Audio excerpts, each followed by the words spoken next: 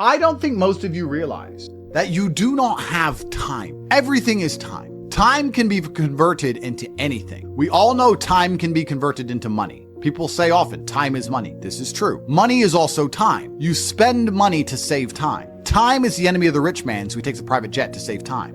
Money is the enemy of a poor man, so he waits for the bus to save money. But they're the same thing, money and time. So when I say you don't have time, this is something you need to remember because it's extremely important and you can apply it to most things. You do not have time to have a headache. Do you understand? I'm not saying you don't have a headache.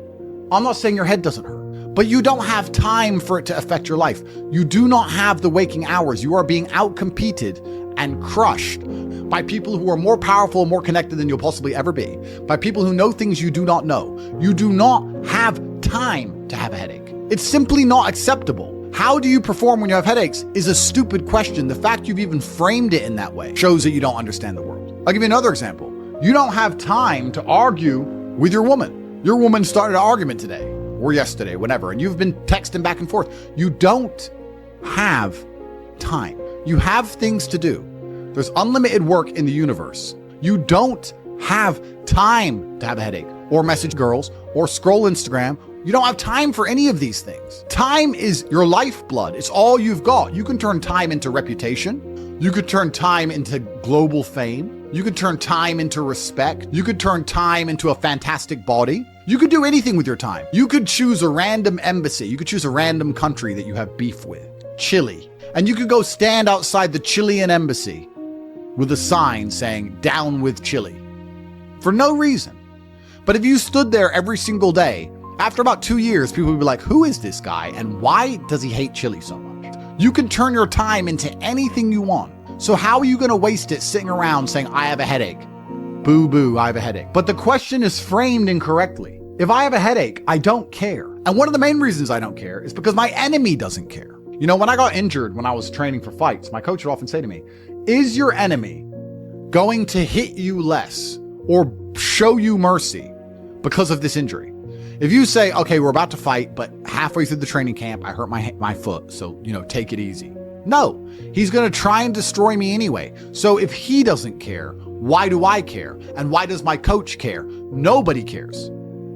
The people who are trying to steal your woman, and trust me, everyone is, the people who are trying to take the money that you want to earn and put it in their pocket before you can, the people who want to have large and gorgeous feathers on their peacock to show the world all the amazing things they've done, they don't care that you have a headache. So why do you care?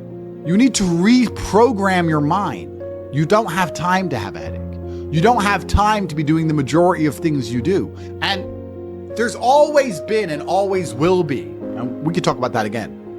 We were talking earlier about competence, right? Do you think a woman sees you as competent if you complain about having a headache? Let's say you have a headache. It's fine. You have a headache. I'm not disputing that. Maybe it really hurts. That's terrible. If you go, oh, I've got such a bad headache, do you think a woman looks at you and goes, yes, oh, I found the guy for me?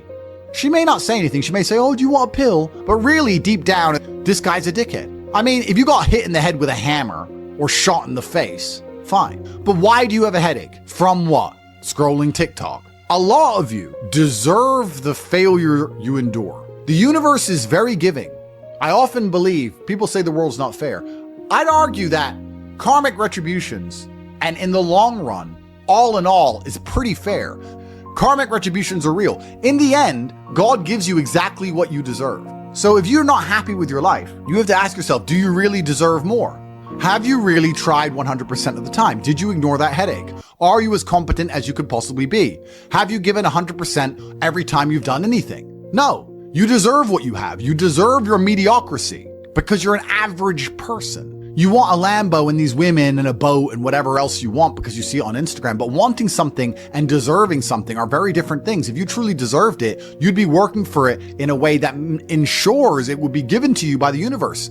Every single thing I've ever wanted, I have got. Maybe not instantly, maybe not easily. In fact, certainly not both.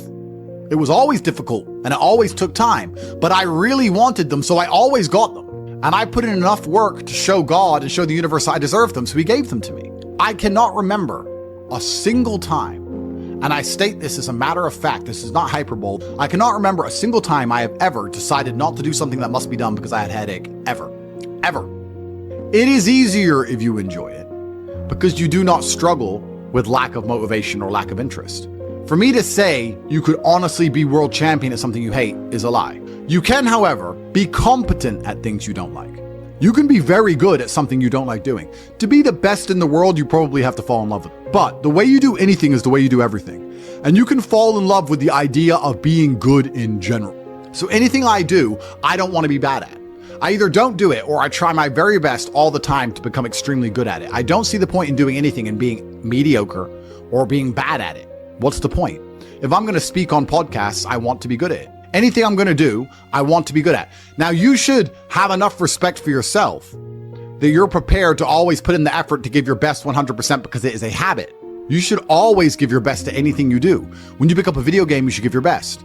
When you drive a car, you should attempt to drive as efficiently as possible, using the brake as little as possible to not waste fuel, to make sure there's no close calls, no sudden braking. Most of you are just getting in your car and driving like a jackass from point A to point B, not trying to actually go, you know what, let me drive and pretend I have the queen in the back seat and I can't even brake suddenly. And I only have a fraction of fuel. How far can I go if I very smoothly, very calmly anticipate the traffic in advance, move my car in and out of the car so I barely have to brake, keep moving slowly and smoothly? Let me try and get good at this. The way you do anything is the way you do everything. And it is a habit to be good at things. There's nothing wrong with just being good at things. To be the best in the world, you have to love it. That's true. But you're not going to love the majority of things you do. That's not realistic. The world's not going to afford you a life where everything you do you're in love with. In fact, you're going to end up doing a whole bunch of things you don't want to do. And the life hack is, if you enjoy getting better at things, then you can be doing something you don't want to do better than you previously done it. And now you enjoy doing it because you were more competent and more capable at said task. You are now better at said task. Every single thing I approach with vigor because I like being good at things. And that's not because I'm arrogant. That's because I have enough respect for myself, and more importantly, I have enough respect for the people I love to know that I need to be good at things. When my children, or when my women, or my family, or my people who rely on me, my brothers, anybody comes to me expecting me to do something for them, I need to have enough respect for them to know that I'm good at what they ask me to do. And if I don't know what they want me to do, or I'm not particularly good at it, I'm at least good at learning. You can become good at learning so that you learn things faster. Good at concentrating. Good at taking a scenario seriously. These are all basic life skills that go along with bravery.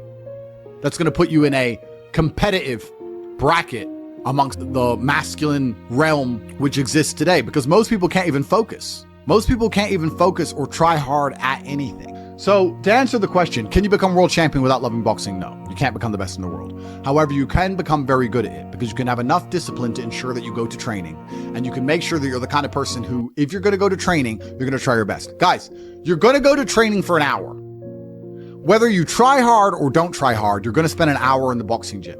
There is no reason to not try. That is a learned habit. And what you often find with people who need to be motivated into things, because they're not disciplined enough to do things and not disciplined enough to do things properly, they'll go and say, I went to boxing training, as if that's all that it's about. It's not about going to the training. It's about trying hard in the training. It's about giving it your all. It's about dedicating yourself. You're going to give an hour up anyway. There's no reason to not try. Most people go through their entire adult life without trying 100% hardly ever. Think about it. Even when you go to the gym, you don't try 100%. You try 60%, 7%. You don't try 100% at home. What do you try 100% with? Do you really try 100% with work? Are you really moving that mouse as quickly as you possibly can? No, you're not trying.